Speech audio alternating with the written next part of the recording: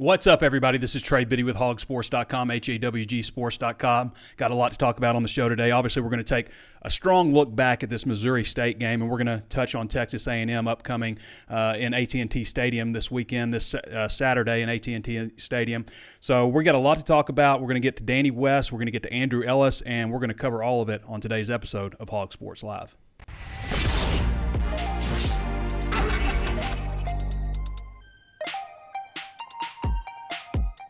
And before we get started, I want to remind you there's plenty of ways to watch and listen. You can always tune in on Facebook Live. Be sure to follow the page if you haven't done so already. Also available on YouTube. Throw us a like or a thumbs up on both those platforms. Subscribe to the YouTube channel and hit the notifications bell so you're alerted anytime we upload new videos. Thank you so much for all the 5-star reviews on Apple Podcasts. Continue to do so if you haven't done so already, but leave us that 5-star review. Also available on Spotify, Stitcher, anywhere else you can think of to find your favorite podcast. And HawgSports.com is just $1 or 30% off for an entire year. $1 for your first month or 30% off for an entire year at HawgSports.com. All right. First of all, some housekeeping items. Arkansas and Alabama will kick off at 2:20 p.m., and the game will be televised on CBS. That's 12 days from now. So, obviously, this weekend's game's at 6 o'clock in Arlington, and next weekend in Fayetteville for a rowdy home environment at 2:20 p.m. on CBS. So, good time slot. I know a lot of people wanted a night game, but it's hard to beat 2:20 CBS. It's a good spot. Arkansas moved up a little bit in the USA Today coaches poll, moved to 10th, and are also 10th in the AP, which is where they were last week. The ESPN Power Index, no, it's not the Football Power Index. It's actually their poll ranking. The Power Index uses like a mathematical formula, but they are 9th in ESPN's deal. So once again, 6 o'clock, ESPN, AT&T Stadium. Texas A&M is 2.5-point favorites. Should be an interesting weekend in college football. It's been kind of a weird weekend, a weird season so far in college football. 24/7 Sports also came out with their projected bowl matchups. They've got Arkansas in the Citrus Bowl versus Wisconsin. That's changed a lot week to week. A lot of interesting stuff. You know, it's really good to have good internet. I've struggled so much with internet over the years. I've had 3 different carriers. One of them had shoddy equipment. My ESPN app wouldn't even work. Another one kept jacking the price up, and then when I'd try to cancel either one of them, they just come back and try to save me. I was like, well, if that's the price, why have you been jacking my price up all this time over the years? So when I moved last year, and this is all streaming through the same place, Ozarks Go. When I moved last year, I was like, I'm going to try a new internet service. So I tried Ozarks Go, and aside from the day that they came in and put a little incision in my yard and ran the wire, I've not thought about those guys since because it works. It works every single time. It just sits up there. I've never had to unplug it and plug it back in. All this streaming stuff works great. All my devices work great. And you guys know I use internet a lot. I actually use the gigabit, the 1,000 up and down. And they also offer 100. But you guys know that I would not endorse a product, no matter how much money they paid me, if I didn't believe in it and I didn't test it out. And I've used these guys for over a year. I think they run a fantastic service. I think you should go to ozarksgo.com and check them out. You can check and see if they're available in your area. If you get Ozarks Electric, if that's an option for you, then you're probably in their coverage area. Think kind of north of the tunnel in northwest Arkansas and eastern Oklahoma, those areas. So if you're disappointed in your internet service, or maybe you're looking for something a lot better, I can promise you that Ozarks Go is that. I put my stamp of approval on Ozarks Go. So go to ozarksgo.net. You'll see the 3 bars at the top if you're on mobile, and you can see, check for availability there. Or if you're on desktop, there's just a little an icon that you can click on and check and see if it's available in your area. And I'll put the link in the description on everything for Ozarks Go so you guys can check them out. And I'll even include the phone number. But the best way to get at them is to go to the website and check and see if they're available there. So couldn't be happier with their service. Never had an outage. Never had a single issue. I can't speak to other people, but from my own experience, I don't even think about these guys, and that's what you want to do with internet. So go check out Ozarks Go.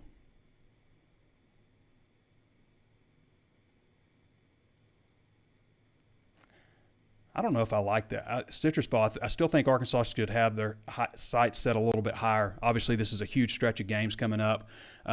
Just looking back one more time at Arkansas and Missouri State, a lot of people have asked about Dominic Johnson, why he didn't play, and I think one reason is you just don't want to knock the dust off his knee in a game like that. I think he will play in this one. It's against his home state. I think he's going to play in this one. I think we'll see Miles Slusher back in this one, Sam Pittman said. Let's actually go to Sam Pittman. I asked him a couple of questions early on in the press conference. Let's go to Sam Pittman before I dive into this, and we'll see what he has to say. Yeah, Coach, I was curious after watching film of the last game if there's anything that maybe was different than what you thought from watching live that maybe you took away. Well, I thought our defensive line, I thought they played well. I can put it in a nutshell for you. We didn't tackle well as a team. We're having a hard time covering opponents. We've had that the entire year. On offense, you can't turn the ball over 3 and get 9 on defense. So 3-0, that took that 99% computer winning to 11. And that's about what it felt like out there. But on offense, we had a lot of really good performers. I thought our line played well, and we've got to throw it a little bit better. We got to catch it a little bit better, but we can't turn the ball over. And that's what we did. And, in a nutshell, that's special teams helped us. We still have a couple penalties in there that hopefully we can get fixed. We'll try our best today to get that fixed, but that's really what I saw. We didn't tackle well. We didn't cover well. And on offense, we turned the football over, and that's kind of what happened. Luckily, we got out with a win. Is there some stuff with tackling, like from a fundamental deal, that you go back and review this week? And what about coverage? What do you do about that this week? Well, tackling, we started last week in open field tackling, and we brought down the scout team wideouts and running backs, and just trying to get them on the ground. We missed a lot of tackles at linebacker as well, so we have to add that group in there. Last week was just a secondary, and so I think we just continue to do that. Your other question was what, Trey? Just in the secondary coverage issues. Is there something that you can do to fix that? Well, I think the first thing is you have to make sure you have the right people in the right spots. I'm talking about pre-snap, not where they're aligned. I'm saying, do we have our best players on the field?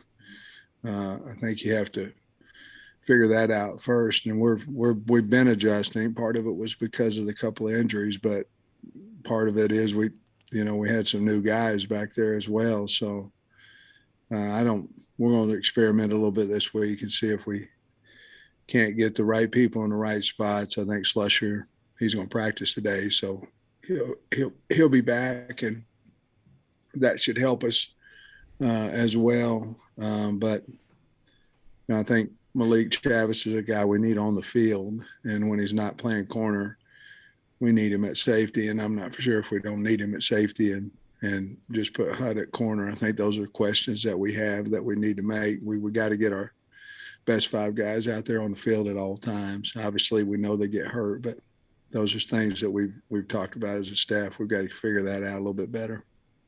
All right, I wanted to use that because I think he said some really important stuff there. Tackling was obviously a huge issue in the game. All right, before I get into anything else, tackling was a huge issue. There's a lot of fundamental problems with the way Arkansas tackled on Saturday. You really, from an attack angle, you need to press the hip. You've got to break down, and I saw a lot of diving, a lot of lunging, a lot of players going to their feet or losing their feet. You got to stay balanced to tackle, and Arkansas was reaching a lot, and it wasn't just the secondary. Linebackers had issues too. Now sometimes they tackled really well, especially when they were in the backfield, but in the open field there were a lot of problems that they've got to work on. Secondary could be personnel. There could be some personnel issues in the secondary that they need to fix. I'm not one to call players out, but I will say I'm good right now And the good thing is there's a lot of guys that have cross-trained different positions. I'm good with Dwight McGlothern. I'm good with Hudson Clark. I'm good with Kari Johnson, who graded out higher than anybody. I'm good with Miles Slusher, obviously, when he comes back. He's supposed to be practicing today. Today's Monday. He's supposed to be practicing today, so he's going to be back out there. I'm good with Malik Chavis. I am not 100% sold on anybody else right now. Okay, you may say you didn't mention Brini, you didn't mention Jaden Johnson, you didn't mention Simon Blair. Doesn't mean I'm out on them. It just means I'm not sold on what I saw Saturday. Okay, and maybe a little bit longer than that for a couple, That's all I'm going to say. Okay, I'm not one to throw players under the bus, but those are the guys that I've cleared right now to help Arkansas in the secondary. I want to see them mixing things up. I think Malik Chavis playing safety. I said maybe Hudson Clark playing nickel, but I think that he needs to play cornerback. And I know he gets a lot of flack on here, but I've been saying for a long time he's not the worst guy in Arkansas secondary. He just isn't. But everybody likes to point out his flaws while ignoring everybody else's. He's not Arkansas's big problem in the secondary. Okay, I'm tired of hearing it. And I speak up for him just because people are so critical of him. Everybody's like, why are you defending him so much? Just because everybody's so critical, unwarranted. It's really unwarranted when you consider everything else going on in the secondary, that they just single him out like he's the only guy that's a problem. It's not true. Arkansas's got to tackle better. They got to cover a lot better. And a lot of what Arkansas's problems were not just so much bad coverage, but also poor tackling. They've got to get that fixed or Texas A&M put up 500-something yards on them. Was Arkansas out-coached? Not entirely. Now, I think there were some things that were some problems. I think the player, they give the players a lot of credit for coming together and winning the game, but they also were a big reason that Arkansas, was in the situation that they were in. I mean, think about what happened early in that game. You start out 3 and out, drop a pass. It was low. Could have been caught, but it was low. But you go 3 and out. Second play of the next possession, you fumble and lose possession of the ball. I mean, it's a long stretch. You only had 5 plays. And then, you have the 64-yard bomb to Ketron Jackson. He goes down at the 1, which there's another issue I want to bring up too, extending the ball out, okay? Any way you want to do it, stop extending the ball out. KJ did it in the previous game, and Ketron Jackson did in this one. Now, it may work out for you every once in a while, but unless it's do or die situation and you have to have it no matter what, you need to keep the ball tucked in because you're going to pay for it eventually. You're going to pay for it with a bad review and a bad angle that doesn't get it right, or you're just going to fumble it and lose it. It's too dangerous down there with the idea of fumbling out of the back of the end zone and losing possession entirely. It's too dangerous to do that. You're about to have 1st and goal at the 1-yard line. There's no reason to extend the ball out. So they got to stop doing that also. Rocket Sanders' fumble, that's just unfortunate. There's nothing that he was doing in terms of securing the ball that should have led to a fumble in most instances unless the defender just goes low and his helmet there's no stopping. You can't stop that. You can't stop a helmet popping the ball out from that angle like that. So that's not on Rocket Sanders. It's unfortunate that it happened, but fumbles happen in football, and if they happen like that, then you just kind of have to accept it.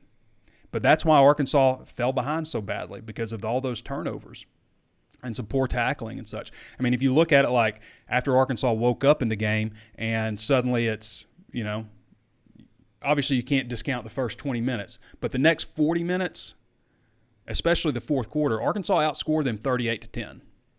So don't overlook that. So, yeah, did I leave the game thinking, man, they got out-coached, out-schemed? Sure, I thought that. I'm not 100% when I woke up the next day after staying up all night and watching the game and everything I did yesterday. I'm not 100% sure that I would say that, because a big part of coaching is getting the players to fight and believe in you. And we know in the past an Arkansas team that falls behind under maybe a previous coach, I mean, it could have ended up really ugly, right? So they did battle back, and a big reason is because they believe in Sam Pittman. There's some things they got to fix on defense, though. You can't be happy about what happened on defense. At the same time, 8 freaking sacks is incredible. It's insane to think about it, but Arkansas is leading the country in sacks by 3 Everybody else, all 131 teams, Arkansas has a 3-sack advantage over the next closest team, which probably means they could get no sacks in the next game and still lead the country. I don't want to jinx that.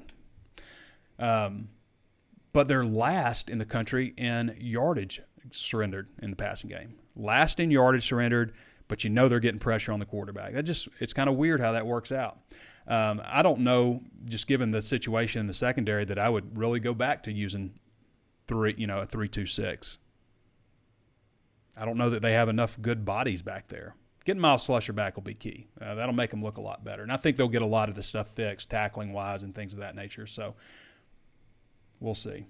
Not entirely outcoached, as Pittman said. It's a very Pittman take to have.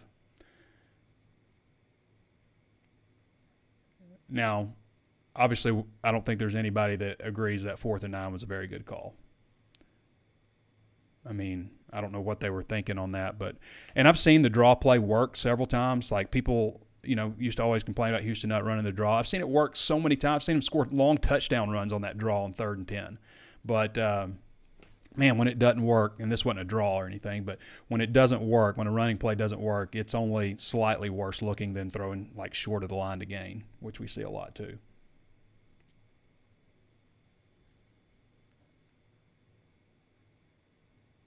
I think coming out of the half, we all thought, after Arkansas scored and made it 17-14, I think we all thought Arkansas was going to come out and just, blow them out, and they were actually outscored 7-3. That made things a little uneasy. I mean, we're talking like 12:04 left, and it's a 10-point lead. It's a 10-point lead. Then you had that 73-yard touchdown on the shovel pass to Rocket Sanders, who played a great game. Even with the fumble, he still played a great game. I think anybody would have given up that fumble. Emmitt Smith would have given up that fumble.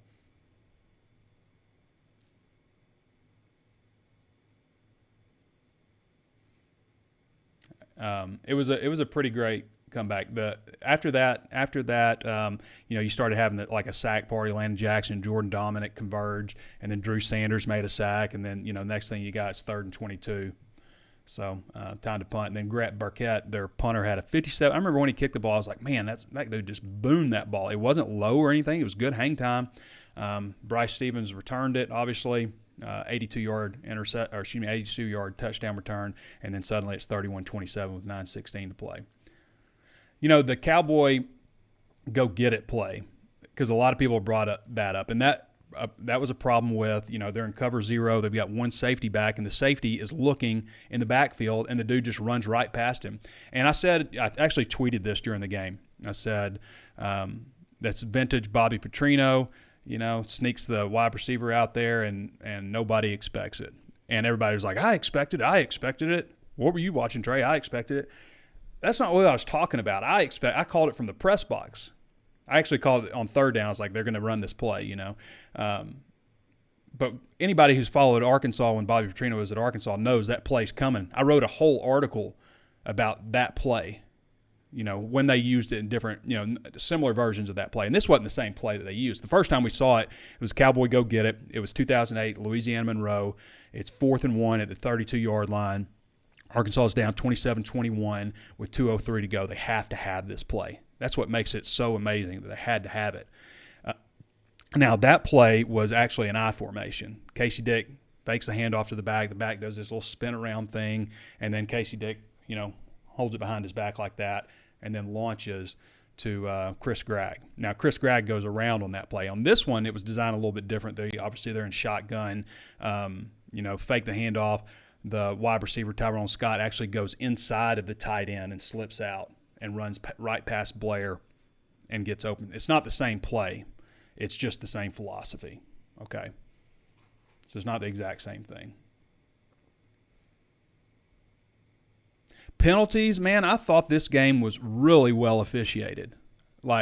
It's amazing that a game like this gets really well officiated, but you play Auburn and you can't get anything, But this game was really well officiated. I looked back at every single penalty on both sides of the ball. I thought they were all accurately applied. I thought the only bad call is that pass interference call. He's obviously McGlothern's going for the ball, okay? Yeah, does he hit the receiver early? But, yeah, that doesn't matter because he's going for the ball. he's not worried about the wide receiver. The wide receiver is just as guilty in that case of pass interference as McGlothern would be. Okay, so, but neither of them are guilty. So right call picking up that flag. The only thing I had a problem with was maybe a couple of interpretations. Luke Jones was called for a false start. I thought that everybody moved except for Stromberg was a little late. I actually thought Stromberg would have been the guy that maybe was a little bit late. But they were real quick on that false start. Like if it was just like a little bit off, then they were calling false start. They did it. One time I didn't agree with 1:35 to go in the game. I thought it was a little ticky-tacky, the call on Missouri State. When they called false start, because it was just, I mean, it was so close I wouldn't have called it. But everything else I thought was really well officiated. I didn't think that there was anything glaring that they missed from a penalty standpoint. I thought it was accurately applied on the offensive pass interference against Missouri State. So good job on the officials. I want to make sure I say that because we are critical when they mess up, but I thought that they called a really clean game and should be commended for doing a good job. What else? This was a weird play. Like, so with 12:14 to play in the first half, it looked like Jackson Woodard was about to make a tackle on a punt return. And if you guys remember, this was a 17-yard return running around the left side. I don't know if Trent Gordon's momentum was taking him or what, but he looked like he just shoved Woodard in the back when Woodard was about to make the tackle. I don't know what was going on there. Warren Thompson had one play where he turned his head when he was, catching the ball. They gave up a first down. There was 3:18 to go at that point. What quarter was that in? I think it was maybe the third. But anyway, they lost a first down because of this, and that's something that Warren Thompson did last year. That's not Warren Thompson 2022. So we don't want to see him revert to those old problems that he had last year of just, looking away, thinking away. Now, Jaden Hazelwood did it once too. 2:09 to play in the third. He did a look away, but he was about to get absolutely annihilated. So I can't 100% blame him, and I don't think he was going to pick up the first down anyway. Speaking of wide receivers, Matt Landers, guys, is coming. I mean, I made a tweet, or not a tweet, I actually posted on a Razor's Edge message board just about how impressive I've been with him.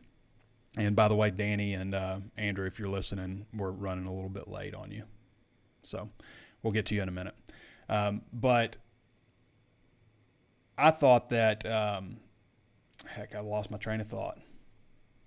Oh, Matt Landers. He's had one bad play, he dropped that pass, but against South Carolina. But I thought he was really, he moves like a much smaller guy. Reminded me a little bit of Houdini there for a minute when he caught that pass and eluded two tacklers. So Matt Landers is really coming on. Would like to see him maybe get some more targets. Is this closure? Is this closure with Bobby Petrino? It almost feels like, he had the motorcycle accident. The next 8 years are really rough. Maybe 1 or 2 years are okay, but pretty rough stretch for historically. The worst 8-year stretch in Arkansas history. Worst 9-year. Pittman's first year, they only won 3 games, but obviously they're pulling themselves back up. You could feel the momentum starting again there. But this was just kind of interesting. It's like Petrino comes in town. It's like, remember me? Puts on a little bit of a show, scares you a little bit, and it's kind of nice to see the way Pittman and Petrino kind of embraced at the end. I thought Pittman showed him a lot of respect, didn't ever talk about anything else. A lot of coaches with bigger egos wouldn't talk about a previous coach who had a lot of success, and Pittman did that. You don't see a lot of other coaches do that. So really like the way that Sam Pittman handled that, and almost kind of felt like, everything kind of came full circle. Unless this sucker is back in Fayetteville in 2025 when Missouri State's on the schedule again, that might be the last time we see Bobby Petrino. So I know a lot of people are obviously talking about him and potential other jobs, and I hope that works out for him. I don't have any ill will after all these years against Bobby Petrino. I think that he is obviously responsible for his own actions. A lot of people point to Jeff Long and stuff, and we can talk about all my problems with that. But, some of the things that went on when Jeff Long was here. But ultimately, Bobby Petrino was the root cause of him being dismissed. And I don't know how anybody can really disagree with. Talk to a lawyer, I guess, and see what they say, and then see if they change your mind. So, several of my thoughts. All right, let's get to Andrew Ellis now. For those of you who don't follow Andrew Ellis, you can follow him at Andrew Ellis 247 on Twitter. Does a fantastic job. Really covers the whole scope of Razorback athletics for us, football, basketball, and baseball. Does a great job with his baseball. He's our primary baseball guy, so if you like baseball, you definitely want to give him a follow. Hey, Andrew, how you doing, brother? I'm doing good, Trey. How are you? Doing really good. Hey, before we get started on this, I wanted to ask you a little bit about your thoughts on Arkansas's matchup with Missouri State. What did you think about the game? You know, in the moment, it seemed a lot worse than it probably actually was, and I think you probably would agree with that, and probably a lot of other people too. That, you know, in the moment, you're like, oh, they're losing to an FCS team. Like, this is a disaster. It kind of, you had that feeling that you felt before with Arkansas football, where they're just doing something you can't believe. But, you know, the further I get from it, Mm-hmm. I don't view this Arkansas team too differently than I did a week ago, which is probably not something I would have said if you had told me pregame that they were going to win by 11 and have to, dominate the fourth quarter to do so. And look, it wasn't a great performance from Arkansas. There's no doubt about that. But it wasn't like anything weird or out of the ordinary happened, other than Arkansas like fumbling and, interception bouncing off of Trey Knox's hands. And there were some weird things that happened, but I don't know if there was a ton outside of what we already knew, like the secondary struggling. There wasn't a ton that I saw in the game that gave me concern moving forward. I think Arkansas is still very good offensively. They still do really well on both sides of the ball at the line of scrimmage. I mean, defensive line got 8 sacks. I mean, the issues that we felt were issues coming into the game are still the issues that we saw Saturday. And, obviously, you don't want to give up 350 passing yards to an FCS team and, have to do what Arkansas had to do to win the game. But I don't know if I necessarily have my opinion of Arkansas football changed drastically after the game.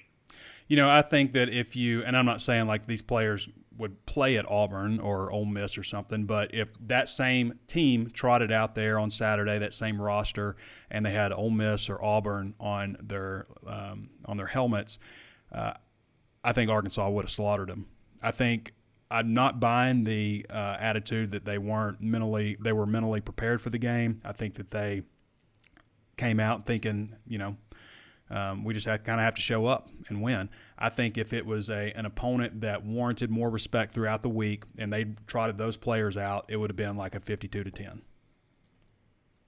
I think I agree with you. I mean, and again, like, it's not like anything, like the 2 fumbles early in the game, like those are things that you don't want to happen. Mm-hmm. You don't want them to happen against anyone.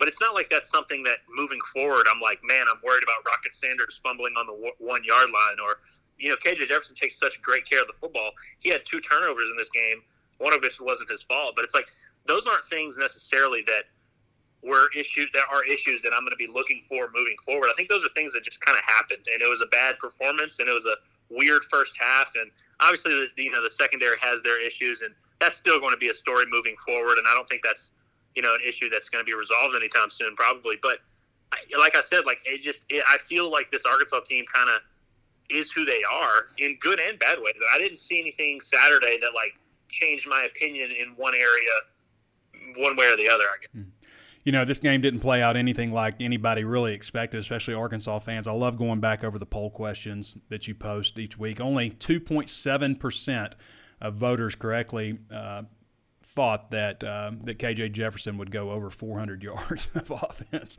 because I think most of them thought that he would be out of the game by then. Well, yeah, and I thought the most interesting poll question, at least going into the game, was the Malik Hornsby one, where it was how much Malik Hornsby going to do the yardage.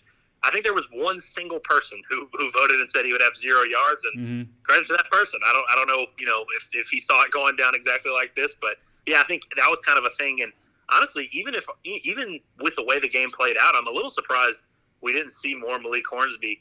But again, that's not something I'm super concerned about moving forward. But yeah, it was definitely fun to watch the poll questions and see just kind of how wrong all of us were on this one. Yeah, most people, 43.8%, said 50 to 99 yards for Malik Hornsby. I still think that he needs a big role in the offense. I think that he can help them ice games if you put him in, and just the threat of him getting to the edge and things like that.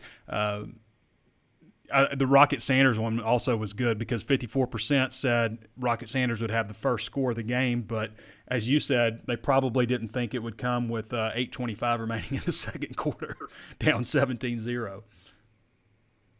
Yeah, and I mean, I don't think I would have expected Rocket Sanders to have 22 rush attempts in this one, or and I guess the one thing that we talked about leading up to the game was we didn't want to see them run KJ Jefferson too much, and that was one thing that actually ended up happening for whatever reason. I guess really they just didn't feel like they needed to use him in the run game too much. But yeah, it was just a bizarre game to see play out. But it is what it is, and these things happen sometimes. And that's why they play the games. I'll tell you another good one. This is the last one we'll get to. But if you want to look at the poll results and maybe have a good laugh on some of these, then but which freshman are you most excited to see play Saturday? 69.5% said Isaiah Satania, and the next vote getter was Quincy McAdoo. I think maybe helped on special teams. Sam Bakke played on special teams.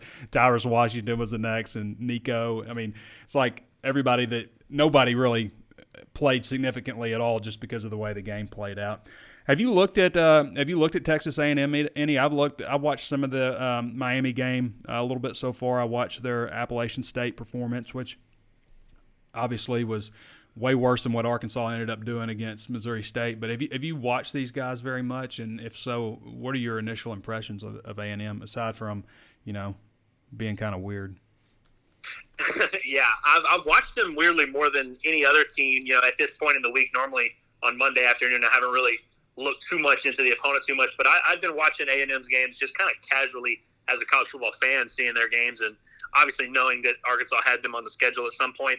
This is going to be interesting for Arkansas because A&M is not an offense that I would say pushes the envelope with their pass game. And so if you're a secondary that's giving up all these big plays and really struggling, having all these busts, this should be your great medicine. And obviously Texas A&M is not an opponent, that's, they still have plenty of strengths on their team on both sides of the ball, and they have good weapons on the offensive side of the ball. But, a quarterback in Max Johnson that Sam Pittman pretty much described him accurately as a game manager. This is a matchup where if you're Arkansas, you have to be looking forward to this one because this is maybe your chance to kind of get back on track. And, we saw Arkansas's defensive line kind of overwhelm A&M last year in this matchup, and we didn't really see Arkansas do that to anyone else throughout the year. So it's going to be interesting to see if Arkansas replicates that and takes it up a notch. And since apparently now the Arkansas defense has this immaculate pass rush that nobody saw coming, it'll be interesting to see how much they come after Max Johnson, or if they kind of try to play it safe and try to avoid big plays and just, force him to dink and dunk and stuff like that. But I do expect Arkansas, especially offensively, I think Arkansas is going to have some success. I mean, A&M's probably the best defense they've faced to this point, but we saw them against Appalachian State really struggle to slow down the run game and get off the field, and it seemed like App State just had the ball the entire game. And obviously that's kind of what Arkansas wants to do offensively. And so we'll see if they're able to do that against A&M and kind of control the game there. Yeah, if I'm Texas A&M, I'm putting together a pretty quick passing game. I'm running screens and draws and stuff to try to offset the pass rush. And I'm saying, hey, tackle me, Arkansas. That's what I would do if I were A&M. Well, it seems like asking Arkansas to tackle you works out pretty well, especially the last couple of weeks. But I'm interested to see, Sam Pittman talked about some shuffling in the secondary, kind of see what the changes look like there. And like you said, I mean, it'll be interesting to see if Arkansas from the get-go tries to get after the quarterback and if A&M has some success in that kind of department. But really with all three of these games, Arkansas has given up their yards in all three games. But really when the fourth quarter came down to it, it just seemed like Arkansas's defensive line made plays when they needed to make plays. And that's what we saw in last year's game. We've seen it in every single game this week to this point. So we'll see if Arkansas can come through with the big plays defensively. And I think that's what it's going to come down to is, who makes those huge plays, who wins the turnover battle, and all those things that we talk about every week. I think those are going to be huge. And I'm interested to see if Arkansas's offensive line is going to be able to control the game, which is kind of something we've seen them do a lot in the last couple of years. And that's something that they've been advertised to do. And we watched a team like Appalachian State do it to Texas A&M. So in theory, Arkansas should be able to kind of run the ball and control the game and make plays when they need to, and we'll see if they can pull it off. Love that Pittman's, open about what he really sees and believes, because so many times you see coaches double down on, things that aren't working just because they're smarter than you because they're a coach. But these were, obviously tackling is an issue. Secondary, probably from a personnel standpoint, is an issue.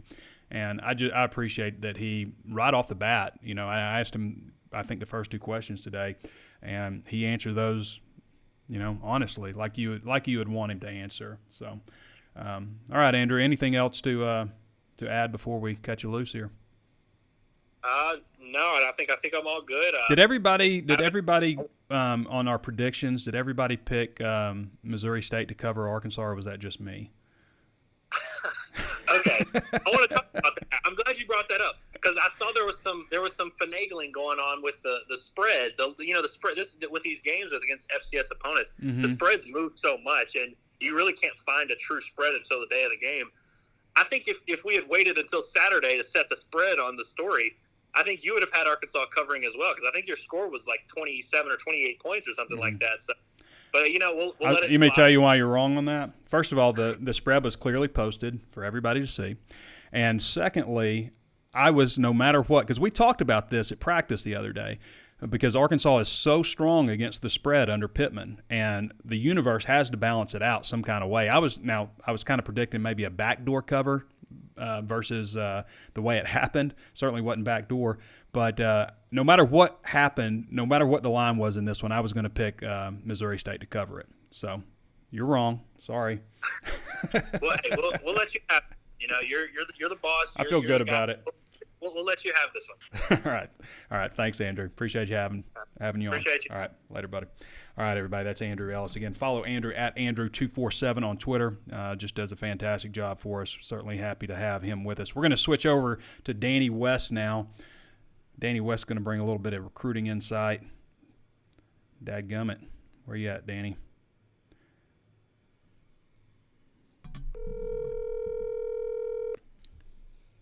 What's up, Trey? How you doing, Danny? Danny, Good. For those of you who don't follow Danny, you can do so at DannyWest247 on Twitter. He is the HawgSports recruiting analyst, but is so much more. Obviously provides a lot of insight for Razorback football and such. But just first of all, I want to get your thoughts on the game Saturday and maybe if that's going to if some of the things that we saw are going to change in just a short week here coming up with Texas A&M. Well, I thought when your offense starts the game, I think it was punt, fumble, punt, if I'm not mistaken. So when you do that against Bobby Petrino, I think you're just kind of asking for it at that point. And, I was surprised that Arkansas didn't come out better prepared than that, but I probably shouldn't be. We talk a lot about trap games on this show, and usually during the summer we try to circle some of those. That's what this was, in my opinion. It's probably tough to get up. For Cincinnati, first of all, you got to get up for them, ranked opponent, college football playoff. Then you jump into conference. And then, 2 weeks later, you've got A&M kind of circled. I could see how it's probably easy to, maybe not have super focus throughout the week and throughout the game. But, yeah, missed tackles, man, I think that's probably their biggest issue at the current point after 3 weeks. They're getting beat a lot in the secondary, but a lot of times it's just missed tackles that go forever. One guy misses and they're off and running. But we know Catalan and Slush obviously have a lot to do with that. Yeah, but that's a problem, Danny. I mean, like, it's not just it's not like missing the tackle is one thing, but you had to put yourself in a situation to where if you do miss the tackle, you're at least going to slow the dude up or make him make a move or something like that. But Arkansas is diving and whiffing, and you just cannot do that from a fundamental standpoint, and that's leaving nobody else there to help in a lot of cases, and that's why so many people are breaking off these big runs. Yeah, it's open field tackling is probably their biggest. When Bumper's missing open field tackles, it's not going good. You know what I mean? Because, quick stat for you, not to jump on Bumper. He's made 378 career tackles here now. That put him past Dijon Harris and Sam Olajubutu. Haven't said that one in a while, on the all-time tackles list. But so he's closing in on Boo. I think he just needed 60, right, this season to. Yeah, he needs 30 more. So this weekend, Trey, he's got a chance to pass Ken Hamlin and Jerry Franklin. So he needs 5 tackles to move up to number 2 on the list, and then he's 31 away, I believe, overall from owning that record. Now he's benefited from the extra COVID year, but still. That's a lot of tackles that he's made for the University of Arkansas. I'm going to say this, and this is nothing against Tony Bua or any of those guys that played during those years, but the tackle numbers in those years was dramatically overblown. You had guys with – you're doing it in a box. Way too well. They were also just like there's like tackles are normal, and then there's like this 3-year stretch where like you have, like 4 guys making 100 tackles and 1 guy making 140 or 150. They were just whoever was keeping tackle numbers was giving people tackles for touching people basically. I mean, it was. I've always felt that going back. Tony Boo was a great tackler. Ken Hamlin was a great tackler, but I do feel like they were maybe a lot of assisted tackles that were unassisted. Let's talk about recruiting real quick, Danny. Had some visitors in town. What did they think of the atmosphere? I will say this also, for an FCS opponent or even a group of 5 opponent, and including Cincinnati, that was the most electric crowd I think I've ever seen for an opponent on that level. Can't argue with you on that. I heard you say that, I think, in the walk and talk maybe, but I was trying to think of one myself and certainly couldn't, so you're probably right about that. But, yeah, this weekend it was a good environment. Jalen Braxton was probably the biggest headliner. Of course, he's your 4-star corner, committed guy out of Frisco Lone Star down in Texas. Been committed since July 9th, I want to say. But, I'll tell you the best news coming out of that was Jalen told me he's going to be enrolling early. So it was kind of one of those, can you be here by 4:45 today type deals, for practice. Exactly. I bet they could use him. But, hey, that makes all 3 of your corners. We've been talking to guys over the weekend, trying to get an idea of, after they get settled into first few weeks of school, I think it's a good time to see who's trying to enroll early, and all 3 of those cornerbacks will be. So a little bit of good news there for Arkansas fans concerned about the secondary. Jalen Braxton, R.J. Johnson, and Dallas Young will be on campus in January. So that's good news. And then outside of that, I kind of joked with Curtis last week that basketball had more big-time guys on campus for the football game than football did. And, I'm not making fun of them, but as I said on the site last week, that's kind of been their plan. Not that they wouldn't welcome visitors this week at all or turn anybody away or this past week, but that Alabama game is so key for them. I think they're trying to steer most of the big-time guys for that weekend. That'll definitely include most of the committed guys as well as 24s, 25s, and probably some 26s too. But, if you're a kid living out of state, maybe you live in Houston or something and you can only make 1 game a year, are you going to go to Missouri State, Arkansas, or Alabama, Arkansas? Yeah. So I think there's a lot of that in play too. It's expensive to get around right now. And the kickoff time is a good time for recruits. I know everybody likes a night game, but you also have to think about logistics of getting home and stuff like that for recruits. But with a 2:20 game like this one is, which I always thought these were 2:30, but it says 2:20. For a 2:20 game, that gives you enough time to get from Dallas or wherever you're coming from without like having to get up at the complete crack of dawn or anything. But it gives you enough time to get on campus, and then afterwards it gives the coaches enough time to spend some quality time with the recruits, like you would have for an 11 o'clock game. The 11 o'clock game is just hard to get them there, and then a night game it's hard to keep them around after the game. So. Couple of advantages there. Arkansas can't have any visitors for the Texas A&M game because they are the away team, but it should be a good opportunity for them to get out and see some players in the state of Texas. Yeah, I'm fully expecting that throughout the course of the week. Did a state check is what I'm calling these things, where I just kind of honed in on one state, focus one state at a time each week, and did Texas a couple of weeks ago to try to figure out where Arkansas stands lately. Of course, that was a big theme under Chad Morris. And just kind of wanted to check to see what the offer total looks like. How many visits are they getting from Texas? And surprisingly, maybe it's because I haven't talked about it enough, but they're actually up a tick. They're pacing ahead a little bit from where Coach Morris was in terms of offers and this and that. So that's a good thing. They're probably going to be out, I would say, Thursday and Friday this week, so I'm sure they'll be spread out throughout the state of Texas on Friday night. But, we'll get a list of some potential stops throughout the week for sure. All right, Danny. Appreciate you joining us, man. You got it, man. All right, everybody, that's Danny West. Again, follow him at DannyWest247 on Twitter. Most of Danny West's content is VIP, so if you want somebody to paint the picture of Razorback athletics for you from a recruiting standpoint and a lot of, premium content, then you will need a VIP subscription. It's just $1 right now for your first month at HawgSports.com. So go check us out right there and read Danny's stuff. And if you're moving, or if you're disappointed with your internet service, or you think there may be something better out there, I can promise you there is. It's called Ozarks Go. And if you are in northwest Arkansas, north of the tunnel, basically, if you get Ozarks Electric, if that's available to you, then you're probably in their coverage area. If you're in eastern Oklahoma, you're probably in their coverage area. But if you want to know, or if you want to say, hey, I wish you guys would come to my coverage area, then you can go to ozarksgo.net. And at the top right, you can see there'll be a drop down on mobile with the 3 bars, or there's a graphic that says check availability, and you can check availability there. You can see their rates for 100 megabits per second or 1,000 megabits per second up and down, which they call gigabit. But I have had it for over a year. I got it just because, not before they reached out to me or anything like that. I just got it, and I'm telling you, I've not had a single. I do not think about these guys. I don't think about them, and that's what you want. You want service so good that you don't think about them all. I've never had to unplug my router and plug it back in. I've never had to make a service call or any of that stuff. So go to ozarksgo.net. I'll leave a link down in the description on YouTube, and I'll even post a phone number, although the best way to figure it out is just to go to the website. But if you can't figure that out, then you can use the phone number, and I'll post that down there too. So great service to be a part of, and great internet service. And again, you guys know that I would never endorse something that I did not fully believe in and fully test out. And I brought a lot of products here just because I believe in them, you know. So Ozarks Go is definitely one of those. So go check them out, ozarksgo.net. Where do we want to go from here? The 5 burning questions. Let's look at those real quick. What type of welcome will Petrino receive?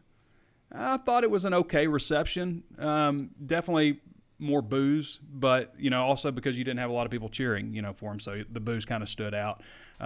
Most people said they weren't going to boo him, 63.4%. I only saw 3 people with neck braces on. I don't understand the neck brace thing. It kind of feels like let's make fun of ourselves. Will the Hogs tighten screws in the secondary? These are all Curtis Wilkerson questions. No, they will not. They did not do that. Is it time for Arkansas to air it out? They did that, absolutely. I thought KJ looked really good throwing the long ball. Had some really nice throws.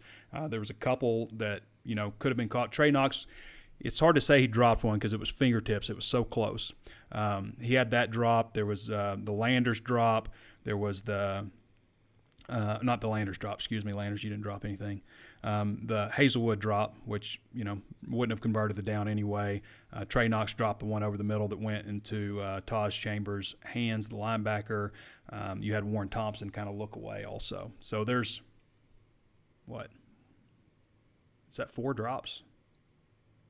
I don't know if I would say the Knox long ball was a drop because that was like right on the fingernails. Although there is a school of thought that says if you can touch it, you can catch it. Can Arkansas keep up steady pass rush? Hell yeah. That's a big hell yeah. I mean, 8 sacks. They have not done that since 2012. Well, any new faces shine for the Razorbacks? I mean, I wouldn't say Matt Landers necessarily at this point is a new face, but I feel like, yes, he's starting to shine for the Razorbacks. You know, kind of same with Drew Sanders and Jordan Dominic. Maybe you would say Landon Jackson is kind of starting to come into his own a little bit. Aside from anybody else, I don't know that I would say, like, man, this guy, look at this guy, came out of nowhere. I don't know if that happened. And there wasn't really the opportunity for that because we thought going in that maybe you'd see a good bit of backups. Penalties, not awful, not great, kind of in the middle a little bit. Turnovers, obviously lost the turnover battle, -3 in that department. Special teams, you got to give Arkansas a big W there with the Bryce Stevens punt return. Also made a field goal, kicked the ball out of the back of the end zone. I don't think that Arkansas came away with any serious injuries. Now, Dwight McGlothern missed a good bit of action in the second half with a hamstring. It's not that big of an issue. We're told he's going to be practicing today. He seems like he's going to be fine. Sounds like you're going to get some guys back for Texas A&M as well. Jashad Stewart is another guy that was banged up going into the game, and that's kind of a wait and see this week. But it does feel like, you know, secondary is like a bit of a concern from a depth standpoint right now because you've had some injuries. But defensive end, you feel pretty good about that. Oh, this was a good one, number 5. This was the 5th key to victory. It's always turnovers, penalties, special teams, injuries. All those are always 4. And then we do another one. And Curtis's fifth one was take control early. Nope. Didn't do that one. All right. Where do we want to go next? A little bit about Texas A&M, 17-9 winners over Miami. I mean, the Appalachian State loss is embarrassing, but it's also a result of not really showing up focused, kind of a similar deal what Arkansas did. Didn't show up. Arkansas woke up. Texas A&M didn't. I think they needed to make a change at quarterback. I'm not sure that was the absolute difference in this one versus if they had stuck with Haynes King. But Max Johnson went 10 of 20 for 140 yards. Max Johnson, who was at LSU previously, 10 of 20 for 140 yards and 1 touchdown. A-Chain, I believe that's how you say his name, got a lot of speed, had a big return for a touchdown. 18 carries for 88 yards. You got to watch this guy. He can really scoot. Like, if he gets in the open field, if you miss a tackle on him, he's gone. He's gone. And Nia Smith is also another guy that can make you miss and leave you in the dust too. So, at wide receiver, is he a wide receiver? I believe so. Also a return guy, I believe, as well. But anyway, they've got a lot of young players, a lot of highly regarded players. I feel like my early thoughts going into this game, if you think it feels kind of evenly matched and whatnot, who's got the better quarterback? And Arkansas, I think, wins in that category. I think going in, kind of thought maybe Haynes King could be a really good quarterback for him, but has obviously struggled. And Max Johnson, while good, I think of him more as a game manager type of quarterback. Okay. So I like Arkansas in this one, at least at this point early in the week. I still got to look in more on Texas A&M, but the reason I like Arkansas a little bit better, I think both these teams recently had a wake-up call. I get that, but I think it comes down to who would you take at quarterback. And for me, I'm taking KJ.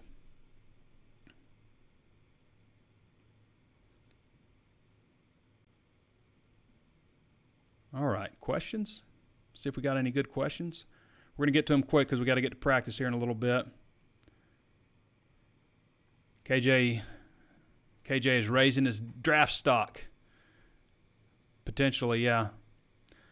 Okay, Cole Trim says, did my man Bobby P get a little soft and choked up on his post-game presser? I've seen Petrino get choked up a little bit before. Jake, Petrino, I think there's a misconception with him in a lot of ways. Like, for me as a media person, I never had a problem with Bobby Petrino. Never once had a bad run-in with him. Every time, and this is something I appreciate too, if he had a noon press conference, he walked through the door at 11:59 every time. I don't mean like there was one time where he wasn't, it was a little late or something. I mean every single time this dude walked through at the same time, 1:59 or 11:59. 11:59. Very punctual guy. I never had a problem with him. I did have a problem with his sports information director, who I thought was really just kind of a jerk. And I'm glad he is not at Arkansas anymore. I'll leave it at that. I don't know if he felt like he had to be that, so Petrino could be a nice guy or what, but all I remember is he was just a jerk. So glad I don't have to deal with him every day. Appreciate you, Kyle Parkinson, if you're listening. Kyle Parkinson, the current sports information director, does a good job.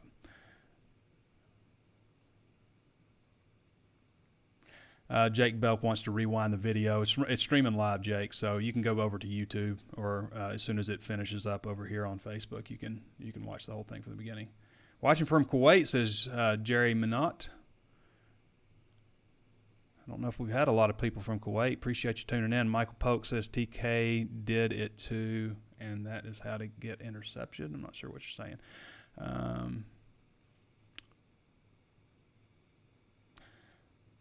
Jonathan Parker says, could the wide receivers not get open, or was KJ just holding the ball too long on some of the passes he had all day on a lot of them? There were like 4 times where I counted over 6 seconds that he had. One time I counted 8 seconds, and I think he still may have more time.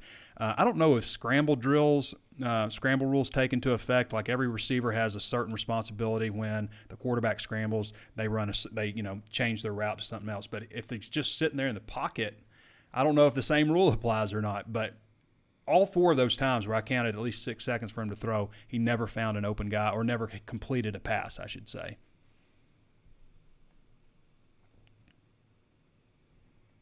Adrian Jones says interception was not KJ's fault. No, it wasn't. Trey Knox should have caught that. Over the middle, pops it up into the air, it's intercepted. Did something happen to Hazelwood? Why was he not out in the second half? I felt like Pittman said something about that, but I think he's fine. Why is Dominic Johnson not making the trip? Him and Rocket Sanders would be awesome in the backfield. He'll make the trip this week. He'll play this week, I think. I think we'll see him. I think Rocket Sanders is getting used a little bit too much early. You need to pull back on him a little bit. You want to make sure he stays healthy throughout. Adrian Jones says there's once a time where Arkansas wouldn't have been able to come back and win. Yeah, you're absolutely right on that. Landon Montgomery says if Browse move on any chance Arkansas and Pittman accept Petrino back. Bobby Petrino's not coming back to the SEC. Hugh Freeze is not coming back to the SEC. Just not happening. I've seen Browse get a lot of negative critiques on play calling. The only play call I had a problem with Browse was that 4th and 9. Okay, the other times, fumble, drop pass, fumble, another fumble. I think there was another drop pass. Yeah, the Warren Thompson one that didn't convert a 3rd down. Arkansas put up 600 yards of offense. They actually put up 597, but they had 600 at one point. They went to 597 when KJ Jefferson took a knee to seal the victory in the victory formation, which I don't think necessarily should count against your total yardage, but it does. I guess they got to count it in some kind of way. But I thought people were being a little overly critical of Kendall Browse.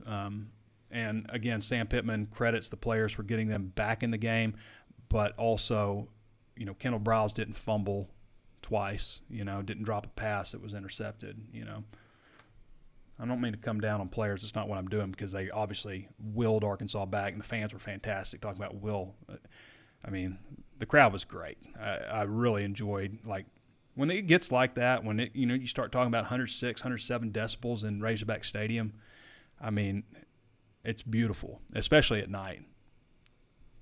It's really fun to be a part of. I like watching games on TV. I'm not going to go probably to the Auburn game this year because I hate the trip, and the press box is in the worst part of the stadium. They used to have a good press box, and now it's like this awful eyesore over behind the big screen in the end zone. You can't even see a big screen. To travel all that way, to fly into Atlanta, to deal with the car rental people, to drive 2 hours to Auburn, and then get the worst seat in the stadium. I'm not going. I'm not. I hate that Auburn did that. So I'll probably watch the game at home. But otherwise, I always prefer to be there in person. I'm not one of the people I like sitting in, a suite or club seating and stuff too, but I also like sitting about 30 rows up in the middle of the field. That's probably where I would prefer to sit if I wasn't in the press box, which I can't complain about my seat there either. Arkansas press box is nice place to watch a game from.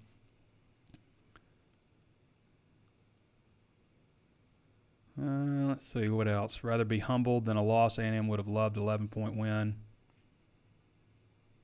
going to put that Ozarks Go logo back up there one more time just because we're about to wrap up here. We got to wrap it up. We've gone almost an hour here. I'm just trying to see if there's any